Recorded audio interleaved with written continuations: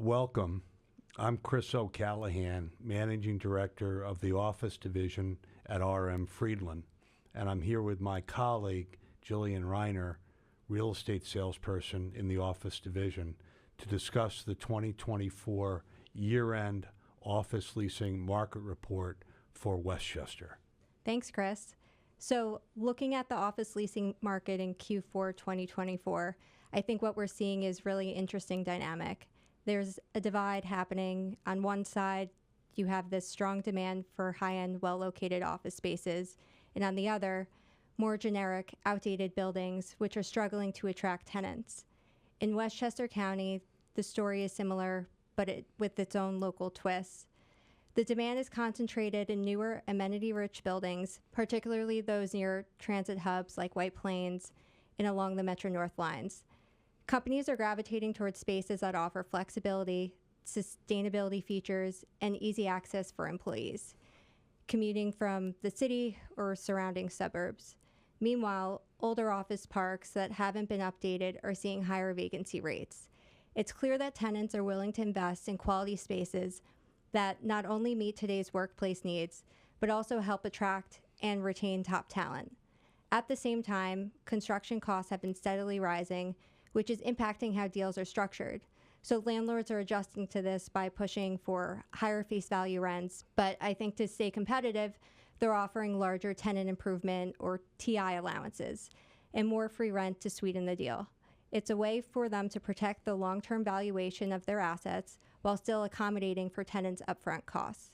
For tenants, this can make a big difference in offsetting the initial build-out expenses, but it also means locking into higher rents over the lease term. It really comes down to one thing: quality over quantity. Companies are being more thoughtful about their office footprints, but they still recognize that value of having a physical presence, especially in spaces that inspire collaboration and attract talent. So while the broader market faces some challenges, the appetite for premium office environments still remains strong. It's all about creating spaces that people actually want to work in. As of the fourth quarter, Westchester County's office market reported a vacancy rate of 25.7%. So this figure really notably influenced by a single 1.1 million square foot block of obsolete office space previously occupied by IBM and Somers. Excluding this property, the vacancy rate would adjust to about 21.3%. While specific data of the percentage of office spaces in Westchester County that require demolition or conversion is limited, the significant impact of the former IBM property on vacancy statistics suggests that certain large, outdated office buildings may be candidates for redevelopment. The removal of underutilized spaces, such as those at 900 King Street in Rybrook and 2700 Westchester Avenue in Purchase, has already contributed to a massive decrease in vacancy rates, indicating a trend towards repurposing obsolete properties. This trend reflects a broader movement in the commercial real estate market to revitalize or repurpose outdated office spaces to better meet current market demands. Chris, how do you see the office Westchester market? Well, thank you, Jillian. I think you said a lot of it. It's interesting to see how the market is affected by debt and equity. We're very fortunate in representing a few landlords that have no debt, and it has provided them with a lot more flexibility. We've seen a major bankruptcy in Westchester along the 287 corridor, 5 separate buildings: 701, 707, 709, 711, and 777 Westchester Avenue. And those buildings are both, I would consider, to be economically obsolete and physically obsolete. They didn't have the amenity-rich environment that today's tenant is looking for. So I think flexibility is key for landlords. Their partners are the banks, and the banks are reticent about lending towards commercial office just because COVID affected them so badly. And we have said we believe the worst is over.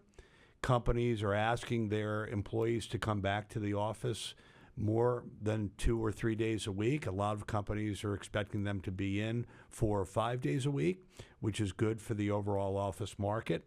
The supply of the market has dropped In my career, in 1985, the market was roughly 32 million square feet. It's now roughly 27 million square feet. And I think with some of the bankruptcies that we've seen, it should drop to the low 20s, which probably is the median of where we need to be for companies, real estate developers, and investors to start reinvesting in the product and putting out product that makes sense in today's market. So I think we see a better year ahead in 2025.